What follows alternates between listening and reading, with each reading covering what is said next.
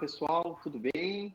Bem-vindos aí ao episódio 6 do Café com Bit. Hoje nós temos a honra de ter aqui conosco o professor Rafael Paschini, além dos professores, participantes do projeto, o professor Henrique e o professor Paulo. Então, Rafael, desde já agradeço a sua presença, Obrigado por aceitar o convite. E, enfim, vamos bater um papo aí sobre carreira, sobre desafios, sobre coisas novas que você está fazendo. Eu acho que vai ser algo bem legal aí. Eu que agradeço, pessoal, aí o convite. Obrigado, eu acho excelente a iniciativa. Eu já assisti todos os outros episódios, A Facom, de fato, estava precisando de um espaço como esse aqui e vocês acertaram em cheio. É um prazer estar aqui, poder tentar contribuir aí com o trabalho de vocês. Obrigado pelo convite. Que isso, obrigado a gente. Antes de continuar, gente, deixa aquele joinha, viu? Fortalece o canal aí. E se inscreva no canal também. Isso. Olha só que jogral, estamos ficando ensaiado aqui, hein? Os caras são verdadeiros youtubers. Quem sabe não dá liga, a gente começa a receber umas rendinhas aí, Enfim, vamos lá, vamos ver o que vai acontecer. Bom, estamos aqui com o professor Rafael Paschini, É o terceiro episódio dessa linha Conheça os Docentes da Facom. Então, o primeiro professor foi o professor Marcelo Maia, o segundo professor foi o Marcelo Zanqueta. A gente quebrou aí os Marcelos e agora entramos no Rafael. Mas nós temos outros Marcelos na Facom, Então, quem sabe os próximos aí.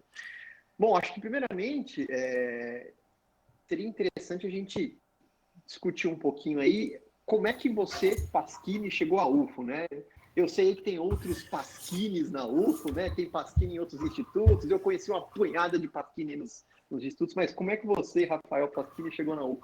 Conta um pouquinho como é que foi essa história aí. Nós estamos preparando aqui, na verdade, uma chapa para a eleição da reitoria, vai ser a chapa Paschini. Nós vamos ter aí, dá para completar reitor, vice-reitor, pró-reitoria, tem bastante Paschini aí na instituição, é uma evasão. Pois é, não sei se eu fico feliz, se eu fico assustado, enfim, Eu vou descobrir isso aí também depois. Bom, eu fiz graduação próximo da minha cidade natal, eu sou do sul de Minas, a cidade se chama Andradas, onde eu nasci, cidade bem pequenininha. Acredito que hoje ela está aí com aproximadamente 40 mil habitantes e bem próximo à minha cidade, a 25 quilômetros, já no estado de São Paulo, eu moro na divisa entre os dois estados, Temos lá uma faculdade particular, que é a Unipinhal. Eu me formei em Ciência da Computação em 2002, na Unipinhal, e depois eu fui para Campinas para um estágio. O estágio seria lá em Campinas no equivalente ao CETIC aqui da UFO. Então, eu fui estagiário do setor de suporte ao usuário, lá na Unicamp, e fiz algumas disciplinas como aluno especial. Então, depois, na sequência, eu comecei o mestrado lá na Faculdade de Engenharia Elétrica, onde o Miane também estava lá, o Departamento de Computação e Automação, porque a faculdade é Engenharia Elétrica e Engenharia da Computação. Então, eu estava no setor lá de Engenharia da Computação. Eu fiz o mestrado entre 2004 e 2006, na sequência do estágio. E depois já emendei o doutorado. Então, eu fiquei no doutorado de 2006 a 2011, no mesmo departamento, mesmo orientador, e em 2011 eu fiz um concurso aqui na Facom, e depois eu fui chamado. Naquele período nós estávamos ali na transição para o governo da Dilma, então ela bloqueou todas as nomeações naquele período, então a minha chegada ela foi um pouco, vamos dizer assim, conturbada, ficava naquela questão, olha, vai nomear, não vai nomear, o governo bloqueando as vagas, aí apareceu uma vaga de aposentadoria, conseguiram me encaixar, enfim, eu acabei chegando aqui em agosto de 2011, então eu completei recentemente aí já 10 anos de Facom, já é bastante tempo. E sim, tenho aí alguns parentes na instituição, tenho um irmão que é professor no Instituto de Química, eu tenho um primo que é professor na Faculdade de Engenharia Elétrica, né? Tem alguns sobrinhos aí que estão passando pelo nosso curso de Ciência da Computação. Eu dei aula com uns 3 já, não sei. Tenho uma prima, né, que está cursando agora a engenharia biomédica, e eu tenho também uma prima que trabalha na farmácia do hospital, todos Pasquini, tá certo? Que isso. Eu descobri recentemente que oriento um sobrinho. Achei que era só coincidência de sobrenome. Não, é sobrinho. Mas quem foi o primeiro a chegar? O primeiro a chegar foi o meu irmão, De Daniel. química, né? Ele fez, na verdade, graduação aqui, na década de 90, né? E eu vinha para cá durante o período que ele estudava, vinha com os meus pais, e eu conheci a cidade mais ou menos ali em 94. Eu adorei a cidade. Parece que essas coisas ficam no subconsciente, né? Muito legal. E aí, então, depois, na verdade, quando eu estava terminando o doutorado, eu fiz alguns concursos, né? Mas eu tinha na minha cabeça que eu queria vir para Uberlândia. E, enfim, a questão se realizou, já estou aí há 10 anos, acabei me casando aqui também, né? Parece que estava escrito, o destino era Uberlândia. Só não fala Uberlândia ainda, né? Estou chegando lá, devagarzinho a gente vai conquistando. E, Rafael, a gente sempre faz uma pergunta aqui sobre linguagem de programação, né? Você começou a programar lá na Unipinhal, e qual foi a primeira linguagem que você teve contato? Na Unipinhal, eles ensinavam programação para a gente com Pascal, né? Começava com Pascal, bastante didático a linguagem, né? Depois a gente via outras coisas, como C, Java. Nós já tínhamos Java bastante utilizado naquela época. Mas, na verdade, a minha irmã mais velha, ela fez graduação na Unipinhal também, no final dos anos 80, era processamento de dados o curso. Então, naquela época, o meu pai deu um XT para ela durante a graduação. Eu tinha 7, 8 anos, né? Então, eu brincava um pouco já desde essa época. Eu me lembro que a gente tinha alguns livros lá em casa de alguns jogos para ser desenvolvido em BASIC. Então, na verdade, eu copiava alguns códigos desse livro e fazia os joguinhos naquela época. Não era nenhum código que eu estava construindo, mas, digamos assim, eu programava ao copiar o código, compilar e fazer o joguinho funcionar, né? Então, acho que o meu primeiro contato assim com uma linguagem de programação foi BASIC, na década de 80 ainda, criança. Mas lá na Unipinhal foi Pascal. Ainda. Oi? Eu acho que o BASIC ninguém tinha falado ainda, né? Não. E depois ainda, antes de entrar na Unipinhal, eu trabalhava numa empresa lá em Andradas, nós desenvolvíamos lá software para a Alcoa Alumínio, tem uma fábrica em Poços de Caldas. E naquela época nós trabalhávamos com Visual Basic. Então, eu trabalhava nessa empresa, eu era adolescente ali, tinha 15, 16 anos, estava trabalhando, desenvolvendo em Visual Basic para essa empresa. Eu era funcionário, eu era um terceirizado. Hã? Mas foi autodidata no Visual Basic. Na verdade a gente fazia vários cursos, né? Então esse local onde eu trabalhava, o dono da empresa, ele era de fato funcionário contratado da Alcoa. E eu prestava serviços na Alcoa como o PJ dele, né, da empresa dele. Eu era um funcionário terceirizado.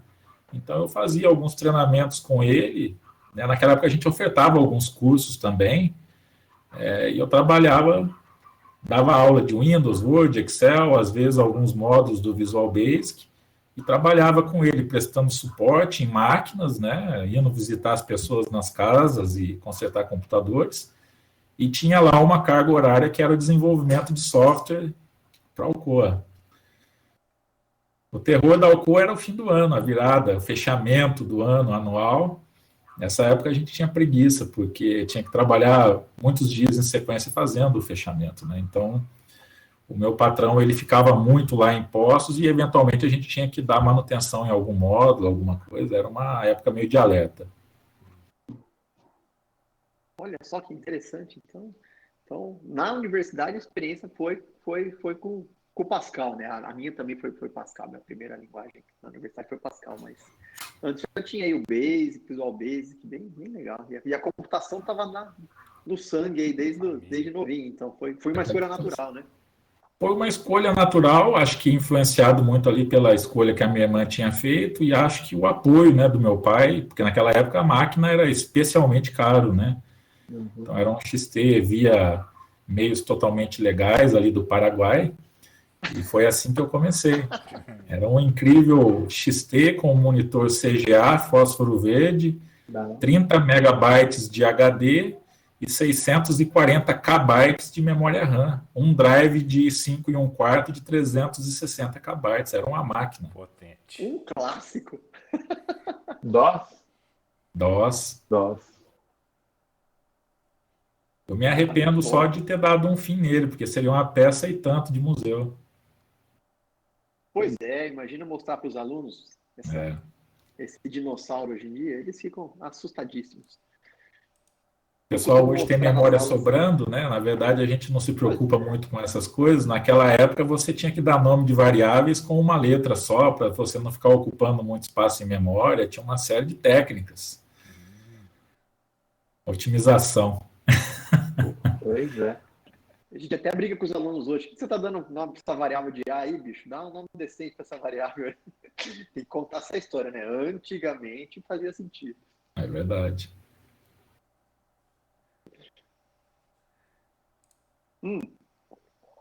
Bom, e aí em 2015, se eu não me engano, né? Acho que em 2015 você saiu aí para fazer o pós-doc, certo? Perfeito. Aí você saiu de uma Uberlândia, né? Uma Uberlândia quente, cheio de pasquini. E foi para uma Suécia. Como é que foi essa história? Foi lá conhecer Odin? Fui conhecer todos lá, a mitologia nórdica, né? Bom, na verdade, durante o doutorado, nós tínhamos um projeto com a Ericsson e durante esse período eu permaneci um tempo em Estocolmo. Foi um período curto, eu fiquei 3 meses em Estocolmo e eu achei muito, muito interessante lá o ambiente para essa comunidade mais específica de redes, né, com uma empresa do porte como a Ericsson. E você vê a questão do pessoal trabalhando muito ali para inovação, a produção de patentes, os produtos realmente acontecendo. Eu acho que não tem uma palavra diferente do que encantado. Eu fiquei encantado com todas aquelas coisas que eu vi lá. E Estocolmo é lindo também, né? Então você fica bastante surpreso com o que você encontra lá no ambiente de trabalho, pessoas de vários lugares do planeta, todo mundo ali buscando inovação, num ritmo bastante acelerado, os produtos aparecendo a todo instante, né?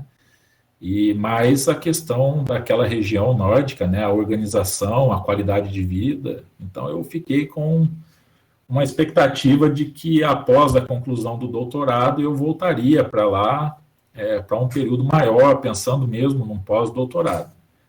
Bom, então isso se concretizou em 2015.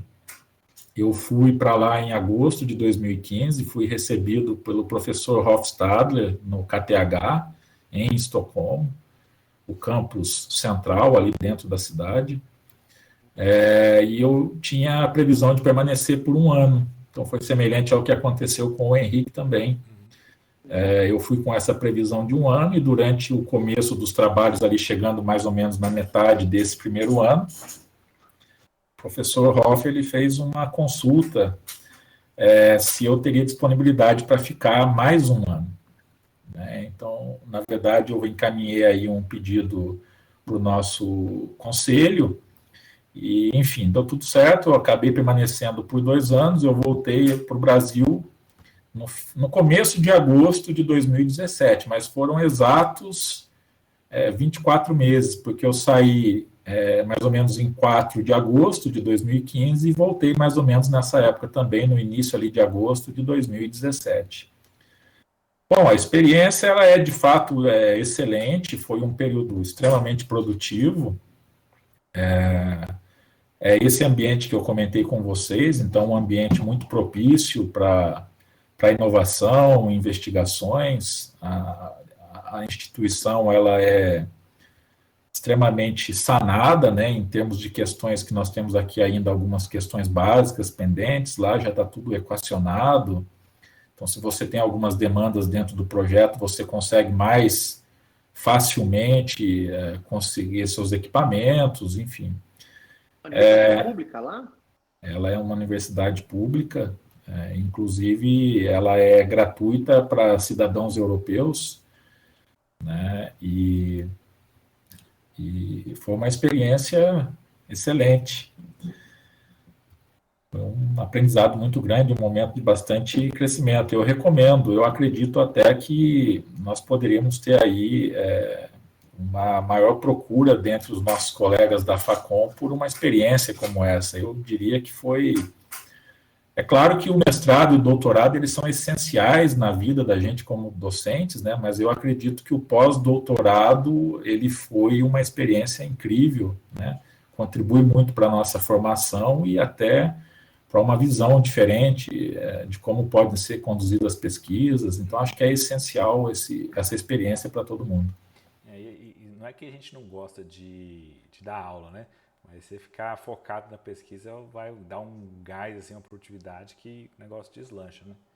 É verdade, foi um período em que eu consegui bastante publicação, publicações em locais bem conceituados, com contribuições com diversas pessoas, né, envolvendo o KTH, a Ericsson, o SIX, né, que hoje se chama RISE, né, que era o Swedish Institute for Computer Science.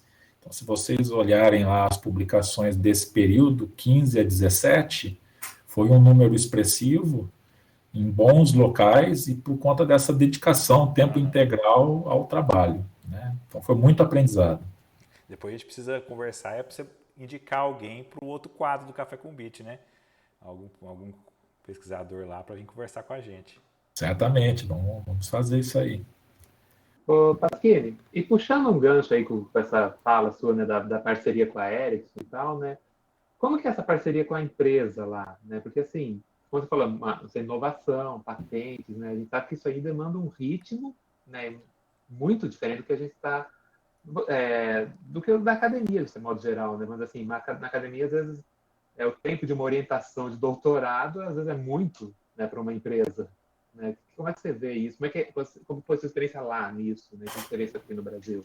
Olha, isso é uma pergunta muito interessante, Paulo, porque, na verdade, essa é uma mudança, eu diria, forte da cultura que nós mantemos aqui no Brasil. Não exatamente o caso da Facom, mas em boa parte dos locais onde a gente discute esse tema, que é o tema do patenteamento de algumas coisas, né? Eu diria que talvez ainda é muito comum a manifestações contrárias. É claro que eu respeito essas opiniões, tem as razões para isso, né? Bom, mas nós temos que olhar um pouco a esses fatos. Então, você olha a Suécia, olha a Alemanha, onde o Henrique estava há pouco, né? Canadá, Estados Unidos, esses países, eles têm uma alta inovação, né, um número de publicação de patentes extremamente elevado. Então, especificamente lá no contexto da Suécia, eu estava envolvido em um projeto, e esse projeto tinha membros de diferentes empresas, incluindo a Ericsson. No módulo em específico em que eu estava dentro do projeto, a maior participação da indústria era justamente da Ericsson. A princípio, o que eu poderia destacar aí, que a gente vê de diferente no Brasil, eu já tive algumas conversas com relação a esses temas aí no passado, tanto na Unicamp quanto na UFO, né? A instituição lá, ela não é detentora da patente, ela é uma autora da patente, e por essa razão ela tem um share, um percentual da autoria da patente. Isso, do ponto de vista da empresa Ericsson, é totalmente tranquilo, é exatamente isso que eles pretendem estabelecer com essas instituições. Né? Então, essa é uma das principais dificuldades que nós encontramos aqui no Brasil. As universidades, elas exigem a propriedade da patente em nome da instituição. A Ericsson, ela não concorda com esse aspecto, e por isso a gente tem muita dificuldade nesse tipo de parceria com a Ericsson, por exemplo, e outras empresas no Brasil, né?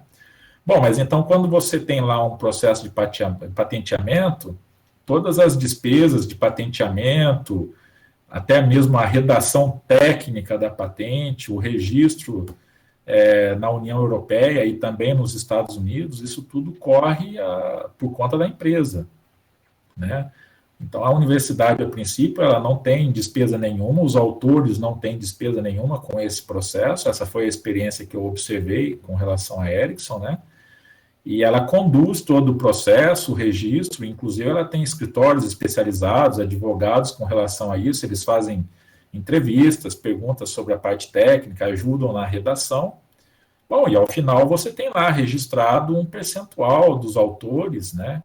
E isso vem depois o repasse de royalties dentro daquele percentual e, obviamente, que aí chega a parte da instituição, né? Então, há uma comunidade muito voltada para essa inovação. As pessoas, quando elas obtêm sucesso no registro de uma patente, elas recebem um valor financeiro pelo sucesso no registro da patente.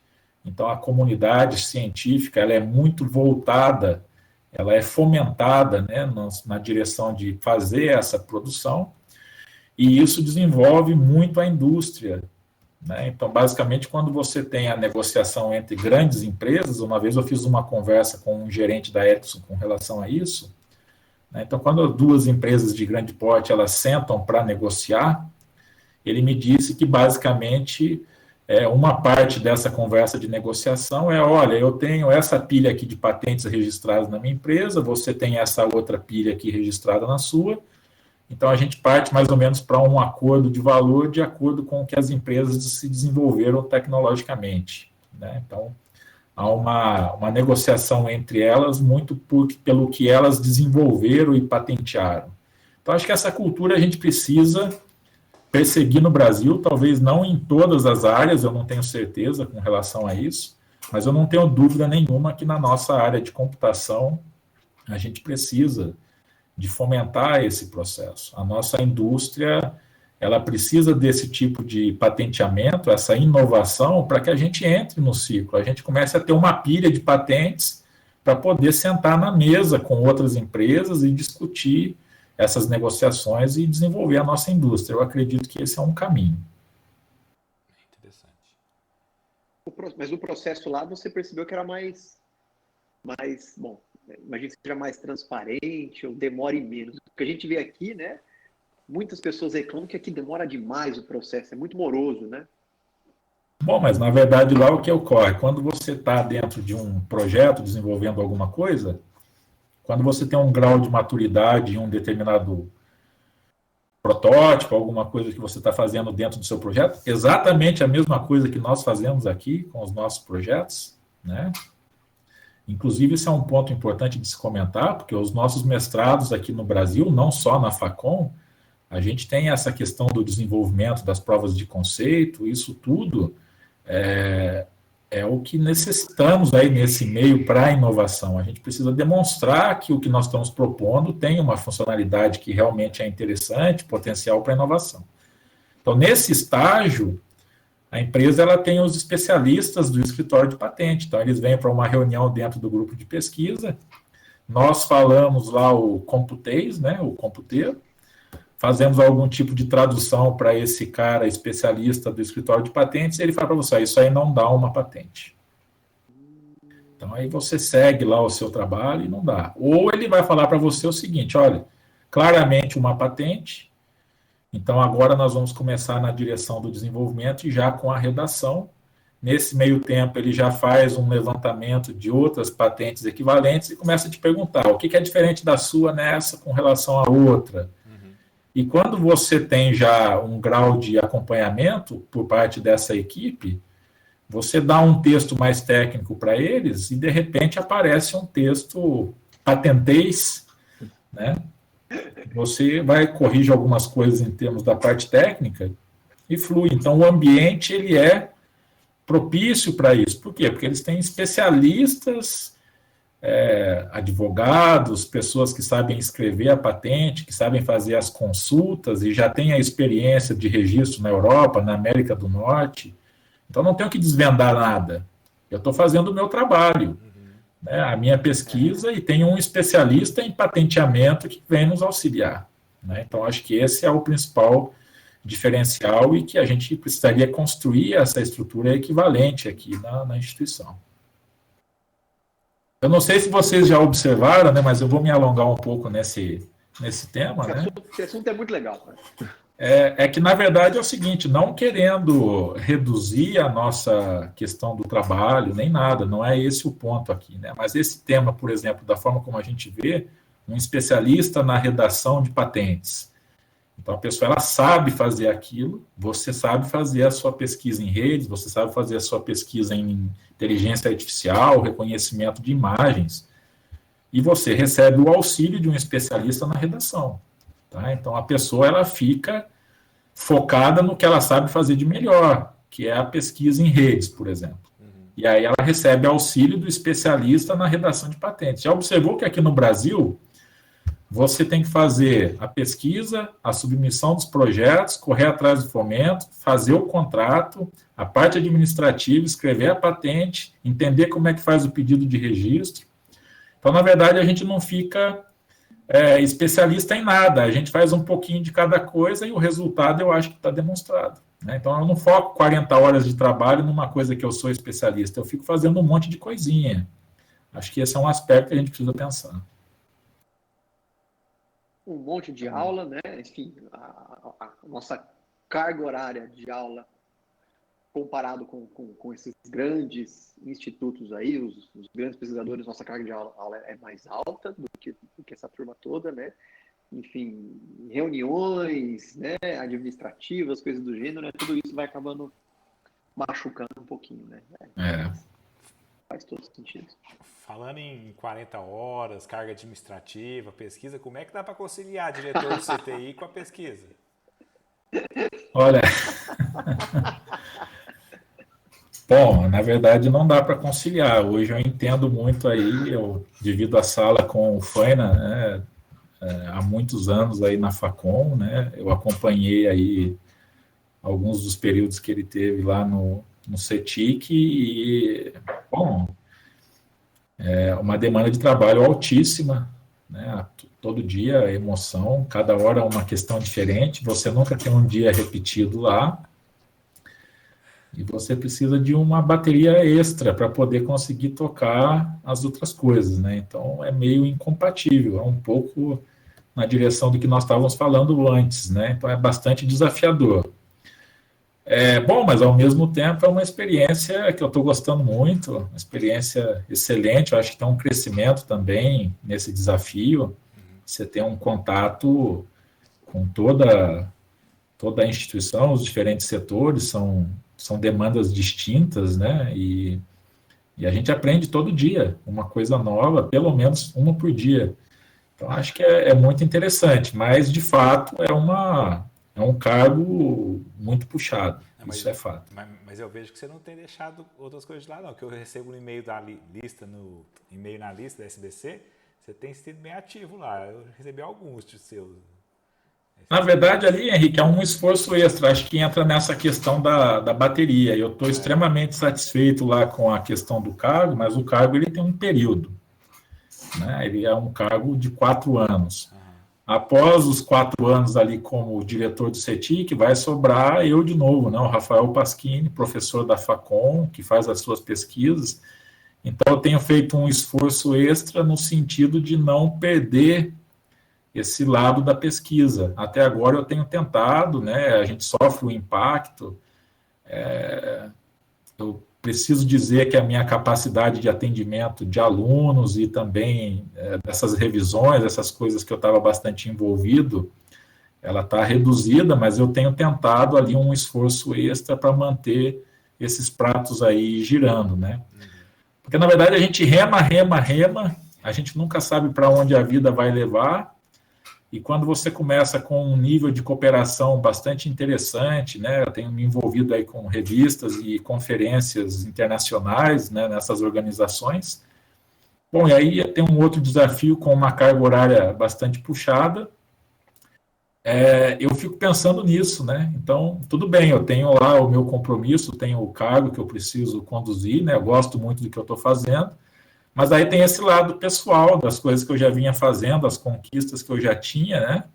pessoais aí dessa parte das organizações, das revistas, dessas contribuições internacionais, e aí então é carregar a bateria com 120% e tocar o dia. Só um Dormir, sabe lá brevíssimo Deus que comentário. horas, né? Só uma parte, né? Bom de contextualizar o que é o CETIC, né? Para quem não Sim. conhece a infraestrutura da UF e tal. O CETIC é o Centro de Tecnologia da Informação e Comunicação, da UFO. Ele é um órgão administrativo da instituição que cuida de toda a nossa infraestrutura de TIC, né? Então, da parte de redes, a nossa internet, o nosso Wi-Fi e a parte dos nossos sistemas acadêmicos, administrativos, editoriais, hospitalares. Se eu for começar a falar o que o CETIC faz aqui, nós vamos ter que marcar uma nova entrevista sobre o tema. Tem que ser uma outra live, né? Nós fazemos websites, desenvolvemos vários sistemas, nós temos lá mais de 60 sistemas dentro da estrutura do CETIC, em torno de 650 páginas web dentro da instituição.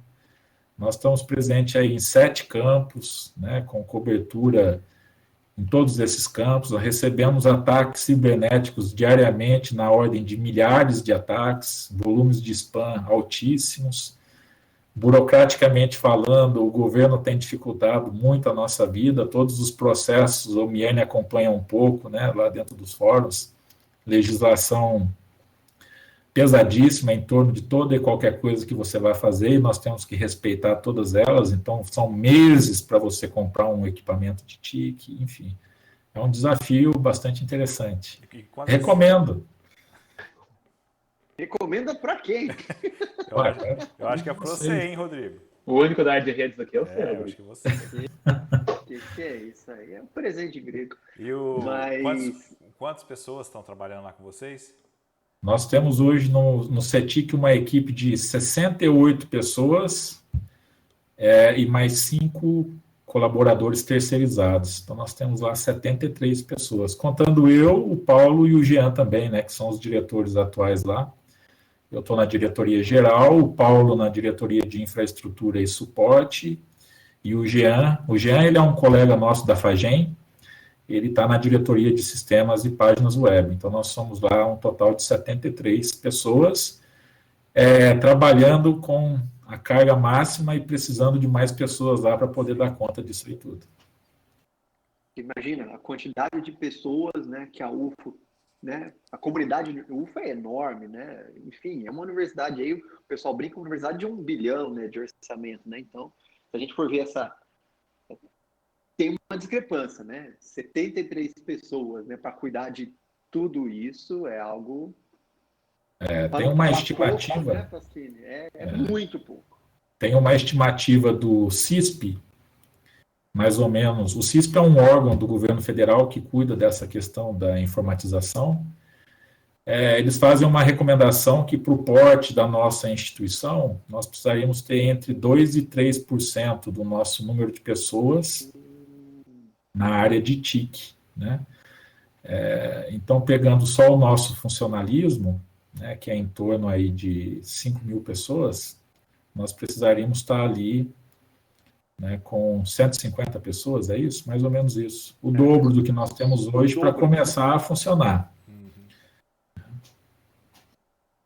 E mais ou menos isso. Não tem nenhuma previsão para nada, né? Pelo que não tem sentido nos últimos anos, não tem, né?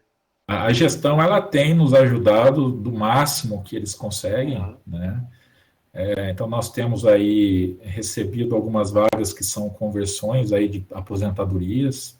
Então, esse ano nós já recebemos algumas vagas, nós não tínhamos essas 73 pessoas lá no CETIC no começo da gestão, mas esse é um processo lento, porque, na verdade, depende, por exemplo, de aposentadoria de alguma pessoa que ocupa um outro cargo distinto dentro da instituição, e isso é encaminhado para Brasília com uma solicitação de conversão para vagas de analista ou de técnicos de tecnologia da informação. Então, nós já recebemos esse ano algumas vagas, a gestão ela tem feito um acompanhamento cuidadoso com relação a isso. Acho que esse é um aspecto interessante, né? Na verdade, o que a gente precisaria criar dentro da nossa comunidade, porque a informatização ela vem como uma espécie de atualização dos processos que a gente conduzia manualmente, analogicamente, vamos dizer assim, né? Então, é natural que, na medida que a gente vá convertendo, existe aí um processo no governo federal que foi chamado de transformação digital, né? Então, na medida que a gente vai transformando digitalmente esses processos, é esperado que a gente vá fazendo um alívio nesses setores que demandavam essas pessoas. Só que, na verdade, a gente vai gerando uma série de sistemas dentro da estrutura do CETIC, e esses sistemas se tornam legados, né? E a gente precisa fazer a manutenção dele, a atualização de bibliotecas, tudo, sistemas operacionais. Então, eu gostaria muito, né, de um apoio aí da comunidade, no sentido de que, na medida que os setores forem tendo essas aposentadorias, algumas vagas elas fossem redirecionadas lá para dentro do CETIC, né, para que a gente consiga, dentro desse processo de transformação digital, não só transformar esses processos digitalmente, mas mantê-los de maneira adequada, porque vocês sabem aí em computação, não é simplesmente desenvolver um sistema e pôr ele em operação, ele envelhece, né? Marcelo Maia já esteve aqui, né? Então ele tem pesquisas aí no envelhecimento de software e a questão de vulnerabilidades de segurança, nós temos aí o Rodrigo, né? Então, não é simplesmente pôr um sistema no ar e ele funciona para sempre, né? Então, nós precisamos de pessoas para ficarem fazendo esse acompanhamento, essa atualização. É como se os processos tivessem sido transferidos lá para dentro. Faz todo sentido. E são 4 anos, né? Só para o pessoal entender o funcionamento do 4 anos. Do seu mandato no CETIC, que é junto com o mandato atual do reitor, né? Do reitor.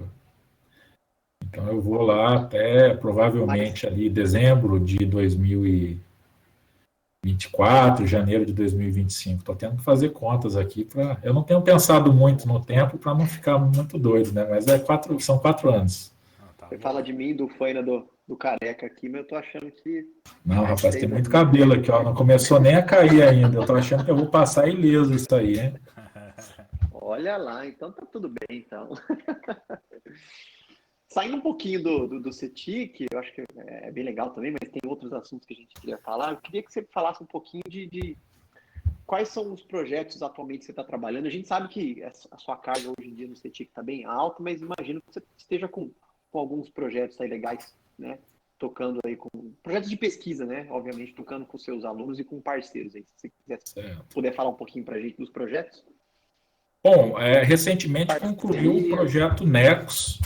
Esse foi um projeto que envolveu aí 11 instituições, né, parcerias aqui no Brasil e na União Europeia. Ele tinha um financiamento conjunto, né, entre a União Europeia e o Ministério de Ciência e Tecnologia. Era um projeto bastante grande e foi uma experiência também excelente, né? Esse projeto ele foi concluído aí em 2020. Então, ele teve um período aí de 2017 a 2020 e também várias contribuições aí relacionadas a esse projeto e também formação de alunos, né? Eu tive aqui na Facom 2 mestrandos dentro do contexto do projeto, uma pós-doc. Havia espaço também dentro do orçamento para um doutorando, mas na verdade acabou não se concretizando e aí eu ampliei a permanência da pós-doutoranda dentro do projeto. Inclusive, a pós-doutoranda, a Raquel, ela já foi professora substituta também aí na Facom, é aluna do nosso curso, do BCC, então ela já está aqui conosco já há vários anos, né? Ela também, dentro do contexto do projeto, ela permaneceu um período em Barcelona, na Politécnica da Catalunha, que era um dos parceiros da instituição, e depois, na sequência, ela permaneceu um período na Telefônica Pesquisa e Desenvolvimento em Madrid, que era um parceiro industrial que nós tínhamos dentro do projeto. De novo, aí a indústria dentro do contexto do projeto. Então, eu acho que é uma experiência essencial que nós temos que tentar buscar esse tipo de colaboração mais vezes aqui dentro da Facom, né, porque é realmente muito, muito interessante. Atualmente eu tenho um projeto também com uma colaboração grande aí dentro do Brasil, exclusivamente nacional, que ele é mantido por um recurso do MCTIC também, mas via a FAPESP, que se chama SFI 2, que tem relação com slicing, né, de infraestruturas de computação. Então, envolvem parceiros de diferentes regiões do Brasil, todas as regiões do Brasil, é um projeto bastante grande. Ele começou nesse ano, em janeiro. Nós temos aí uma janela de 5 anos para a execução do projeto, ele está em andamento. Nós estamos agora numa fase inicial, vai ter um caso de uso comandado aqui em Uberlândia, com relação ao uso de aprendizado de máquina para orquestração desses serviços em cloud, um pouco também do resultado que a gente entregou no Nexus, agora caminhando um pouco mais à frente. Eu tenho um projeto em conjunto com um amigo lá de Montevidéu. Ele esteve, inclusive, aqui no CapSprint visitando a Facom, o Javier, o Miani conheceu. Nesse projeto nós estamos usando aprendizado por reforço também para a orquestração de serviços, mas buscando demonstrar algumas características de transferência de aprendizagem. Nós temos alguns modelos que nós estamos criando em simuladores, e depois a gente transfere esse modelo para a infraestrutura real, que eu tenho em um rack aí dentro da Facom, e nós estamos tentando responder se esse modelo ele é interessante para a orquestração de outros tipos de serviços, além daquele simulado, e se há ganho nessa transferência do aprendizado quando comparado a um aprendizado do zero em cima da infraestrutura real. Está um pouco nessa direção que nós estamos trabalhando. Bom, nós temos um projeto, né, Miane? Nós temos um projeto aí financiado pela CAPES, que é um STIC AMSUD, com colaboração em Paris e no Chile e no Uruguai, com o Javier também. Mais uma demonstração clara aí das dificuldades que nós temos passado, né? Então, o projeto ele está aprovado. Num primeiro momento, as dificuldades claramente relacionadas à questão do Covid e a impossibilidade de deslocamentos em relação à pandemia. Bom, mais recentemente a gente percebe uma movimentação no sentido de que não vamos fazer o repasse do recurso, porque aparentemente já não haverá mais um tempo hábil para a conclusão do projeto. Bom, mas horas não nos concederam a possibilidade de termos um tempo extra. Nós temos interesse no projeto. Então, nós temos tocado o projeto sem o financiamento, sem as viagens previstas de cooperação, né, mas então enfrentando um pouco dessas dificuldades. Eu estaria hoje também concluindo um projeto universal pela FAPEMIG, né, que também foi aprovado, havia recursos previstos lá, mas o dinheiro também nunca chegou, não há relação nenhuma nesse caso com a pandemia. Então, isso ilustra também um pouco daquela conversa que nós tivemos desde o começo, né? Então, a gente tenta, tem algumas iniciativas, tem até o sucesso em algumas submissões, os projetos são aprovados, mas há uma desorganização, né? E isso afeta, porque, na verdade, o recurso não chega até a ponta. E as agências de fomento, eu acho que elas têm errado um pouco, porque, por exemplo, nesse caso da FAPEMIG, eu conduzi o projeto também. Eu fiz as publicações que eu disse que faria ao longo do projeto. Quando eles me procuraram fazendo a oferta de utilização do recurso, eu questionei. Bom, mas e as publicações que eu fiz que seriam no contexto do projeto, vocês vão contá-las? Não, não vamos. As publicações elas têm que serem feitas a partir do momento que você recebe o recurso financeiro. Bom, mas eu já fiz publicações no contexto daquele projeto, o que mais eu vou fazer? Né? Então, eu recusei o recurso quando eles fizeram essa oferta. Então, você percebe, há um descompasso, a gente precisa se organizar mais para que essas coisas comecem a funcionar melhor. Esse da CAPES era de 2019? Acho que eu lembro dessa chamada. Foi em 2019, né, Miane, que a gente foi aprovado, começaria em 2020. Não, começaria em 2020. Foi 2018, começou em 2019, não foi? Não, começou em 2020, a pandemia foi em março de 2020. 2020. Então, eu já recebi o cartão da CAPES, o recurso ia ser repassado, aí a pandemia veio e o recurso parou. Congelou, foi isso. Mas então os projetos eles estão em andamento, a quantidade de recursos financeiros nesse presente momento, zero, e nós estamos aí com a cara e a coragem tentando sobreviver nesse ecossistema aí que está meio maluco, né? Tem uma dica para vocês, tentar dinheiro fora. Eu consegui uma câmera com a Alemanha essa semana passada. Ganhei um financiamento lá da fundação que me financiou. Então, Que legal. temos que tentar fora. Acho que sim. E com a indústria, pessoal, nós temos que vencer essas barreiras, essas questões burocráticas que nos impedem, tá certo? Se a indústria ela vai fazer um investimento e ela deseja as patentes, é assim nos países desenvolvidos. Eu acho que nós temos que vencer isso, tá certo? Tá com um projeto aí para começar é público, mas enfim, tem a Eco Rodovias, né, que é uma empresa aí em cima, né? Então, foi um parto passar por todos os processos dentro da UF. Não é nada fácil, né? Vai e volta, e procuradoria, e manda um documento e manda outro. Eu acho que devemos assinar semana que vem o processo para começar, né? Então, vamos ver se assina semana que vem, né? Enfim, mas eu acho que nós precisamos também de gente dar a cara a tapa mesmo e sair atrás de empresa ou fazer, enfim, a lição de casa aqui de dentro e expor a Facom para isso. Olha, nós, professores aqui, temos ótimos professores, ótimos pesquisadores, temos ótimas ideias, enfim. Precisamos agora nos aproximar um pouquinho mais das indústrias. Eu acho que isso também é papel nosso, nós temos que fazer também, né? Eu acho que isso é importante. Uma coisa que eu fico curioso, e talvez os outros professores ou alunos, enfim, quer que seja, fique curioso também, por exemplo, um projeto do porte do Necos, não sei se o pessoal tem ideia, é um projeto da União Europeia, né, Pasquini? Como é que o professor se envolve com esse projeto? Tem uma chamada pública, é convite? Como é que é essa história aí, né? Ele é um edital público e nós apresentamos a proposta tanto aqui no MCTIC. Os parceiros brasileiros fazem a submissão aqui para o MCTIC. Em paralelo, houve a submissão por parte dos parceiros europeus à agência europeia. Esse processo ele é avaliado nesses locais e depois há uma reunião conjunta que faz a aprovação final da chamada. Então, havia uma chamada com algumas linhas de interesse e um volume de recursos atribuído a cada uma dessas linhas. Então, na verdade, na linha que nós encaixamos de cloud, né, eram 2 propostas que seriam aprovadas. Então, foram inúmeras submissões, o Necos foi uma das 2 propostas classificadas. Então, nós tínhamos ali, naquela época, porque, na verdade, hoje o câmbio ele já mudou muito, né, mas naquela época nós falávamos de um projeto de 8 milhões de reais.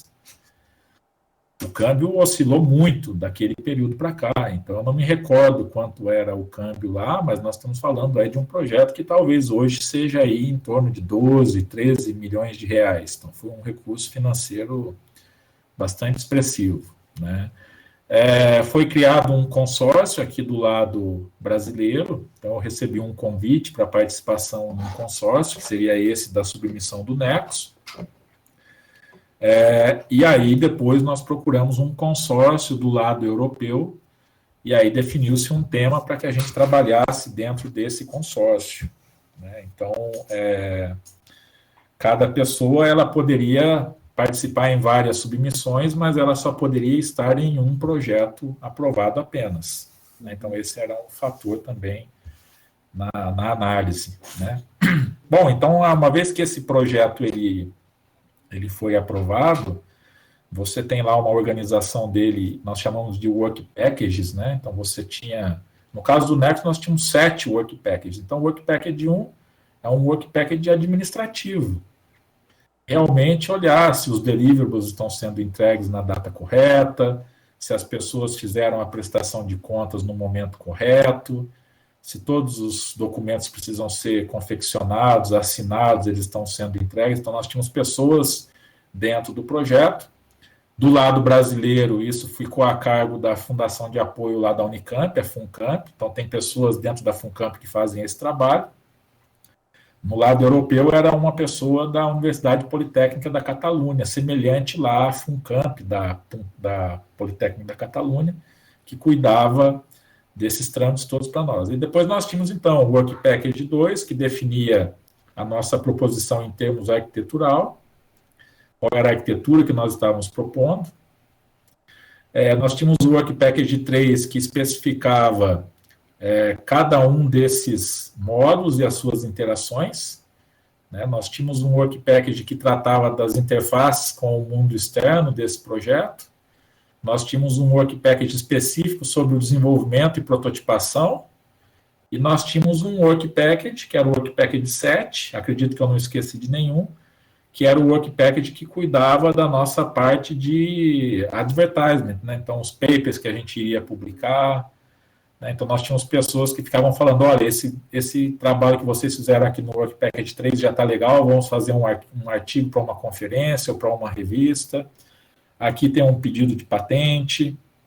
Então, o pessoal ficava nos cercando por essa necessidade, e também a confecção dos deliverables, né? Então, todos esses work packages tinham lá um entregável, no nosso caso, tinham 2 entregáveis por work package, né? Então, esse grupo ficava cuidando. Então, é uma dinâmica extremamente interessante, muito estruturada. Você, quando entra dentro do projeto, você indica quais as áreas dentro da estrutura do projeto você consegue contribuir, apresenta lá qual vai ser a sua equipe para aquela contribuição, a quantidade de carga horária que você vai conseguir entregar na condução daqueles aspectos, e nós tínhamos lá uma planilha, né, que de posse de todas essas informações, nós fazíamos então um share do recurso financeiro todo previsto para o projeto, né? E aí então a gente recebia o recurso proporcionalmente ao que a gente entregaria, estava compromissado dentro do projeto. E, de fato, a gente fazia a gestão para aquelas entregas. Então, aqui em Uberlândia, para que vocês tenham uma ideia, nós recebemos aí, naquela época, aproximadamente R$500 mil, né? E nós fomos a primeira instituição que teve o relatório final aprovado, tá certo? Então, entregamos todos os nossos documentos on time, e sem nenhuma reprovação nem nada, com auxílio aí da nossa Fundação de Apoio, a FAO também. Então, foi uma experiência ótima, né? Eu acredito que essas chamadas precisam voltar. Então, infelizmente, no momento da conclusão ali do NECOS, havia uma movimentação pela 5ª chamada União Europeia-Brasil, porque o NECOS ele estava na 4ª chamada conjunta da União Europeia com o Brasil. Mas, infelizmente, por questões orçamentárias, a nossa 5ª chamada ela não decolou, né? Então, eu espero ansiosamente aí a recomposição do nosso orçamento para a pesquisa, para que esse tipo de chamada ele volte a acontecer.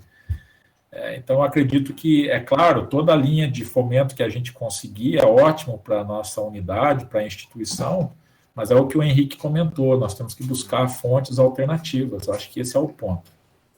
A gente comentou na última live que estava em o Universal, né? O fomento para o Universal estava em risco, né? E não deu outra. Suspenderam a divulgação do Universal, que é um projeto, uma linha de fomento bem menor, né? Uhum. E está esperando aí que eles liberarem, mas realmente é uma pena, eles têm que recompor em orçamento, sim. Olha, eu vi o Marcelo falando, né, o Marcelo Maia comentando sobre aquela questão da bolsa em produtividade, né? Esse é um outro exemplo. É claro que tudo que eu vou falar agora é uma coisa da minha interpretação, mas eu faço submissão à bolsa de pesquisador todos os anos. E eu posso mostrar esses documentos, porque nós temos lá a classificação no parecer final. Eu subo todos os anos na classificação. Mas o orçamento, ele reduziu também todos os anos. Subindo junto, né? Então, assim... Daqui o corte vai para cá. Então, eu não estou subindo na velocidade compatível com a redução do orçamento. É claro que isso é tudo um chute, né, pessoal? Não tenho como comprovar efetivamente isso, mas nós vemos o valor menor no edital, eu vejo o meu ranqueamento melhorando e permaneço ainda de fora. Então, eu estou... Como o Marcelo Maia disse ali, eu estou nessa luta, né? Estou perseguindo e tentando, né? Fazer mais publicações, essas orientações, os projetos de pesquisa, contribuições aí com parcerias internacionais, tudo o que o edital nos recomenda. Então, tenho perseguido, né? Mas ainda não tive esse sucesso. Não, mas o Navô falou uma coisa nesse sentido na palestra dele. Não sei se você chegou a ver. Não, não vi. Tem uma palestra do Navô, ele faz parte do comitê lá. Ele falou que eles fazem a classificação e o CNPq passa a régua, né? E depende do orçamento. Então, claramente é assim que está acontecendo. É uma infelicidade. Eu acredito que na Facom nós já teríamos muitas outras bolsas de produtividade em pesquisa se não fosse essa questão orçamentária. Eu acredito nisso. Tem muita gente de qualidade aqui mesmo. Tem. E o programa cresceu muito nos últimos anos, né? Acho que teve uma movimentação importante também dentro do programa, né? Eu acredito que nós estamos aí no caminho para passar para uma avaliação 5 da CAPES. Eu acho que nós temos feito um grande esforço aí dentro do programa. E acredito que se nós tivéssemos aí com essa questão das bolsas em produtividade com uma situação orçamentária melhor, nós já teríamos indicadores melhores, porque esse é um dos parâmetros levados em consideração, né? Acho que nós estamos aí no caminho, percorrendo atrás aí da nossa meta. Vamos ver se as coisas melhoram.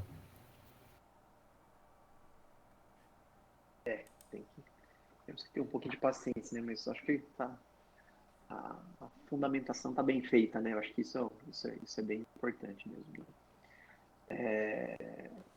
Bom, acho que estamos próximos aí. A gente sempre combina um horário aqui, viu, Pasquini? A gente sempre tem que ficar próximo dos 60 minutos, né? Numa hora, acho que a gente está quase nesse horário. Não queremos também estender muito.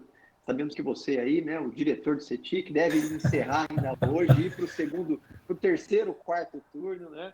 Mas, enfim, gostaria de ver se o Paulo, o Henrique não tem mais nenhuma outra pergunta, nenhuma outra comentário para o Pasquini, senão eu vou pedir para ele fazer o encerramento aí. A gente estava comentando, não sei em qual episódio que foi, de a gente fazer um campeonatinho de videogame. Aí eu falei que eu uso a desculpa do Enzo para ter o videogame lá em casa. Você usa essa desculpa também ou você nem é chegado no videogame?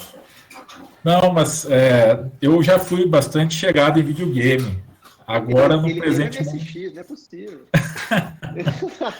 Mas agora nesse exato momento não temos nenhuma console em casa, né? Mas o meu filho ele tem jogado muito Minecraft.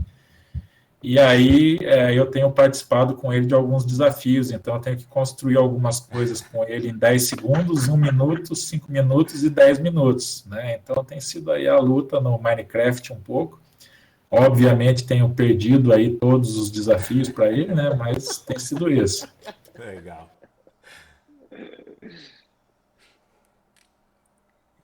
Paulo? Bom, também acho que já... não ia ter mais uma pergunta no momento. Acho que eu já conversei também bastante, que eu gostaria de mencionar essa questão justamente da parceria com a empresa e tal. Acho que vou deixar para você agora, Pasquini, falar aí o que você deseja falar. Não, pessoal, eu agradeço aí de novo o convite, né? Então, faz 10 anos que eu já estou aí na Facom. A gente percebe muita mudança, né? Eu acredito que realmente há aí um esforço por boa parte da nossa comunidade Facom, procurando aí melhores caminhos aí para a gente poder ampliar as nossas contribuições, né? E, de maneira geral, eu sinto aí que ainda há espaço, claro, sempre há espaço para algumas melhorias, né? Mas que a gente, de maneira... A maior parte, realmente, da nossa comunidade, ela está bastante envolvida com esses aspectos, né? Eu participei de alguns assuntos polêmicos aí dentro da Facom, não quero me estender demais, mas tem um assunto aí que é sempre relacionado à questão da distribuição de disciplinas, né? Com relação a esse tema, o que eu posso afirmar é que eu presidi a comissão, mas ela foi aprovada pelo Conselho da Unidade, então nós temos aí um local lá para essas discussões, mas claro que havia ali uma situação naquele momento, né, que demandava ali algumas ações,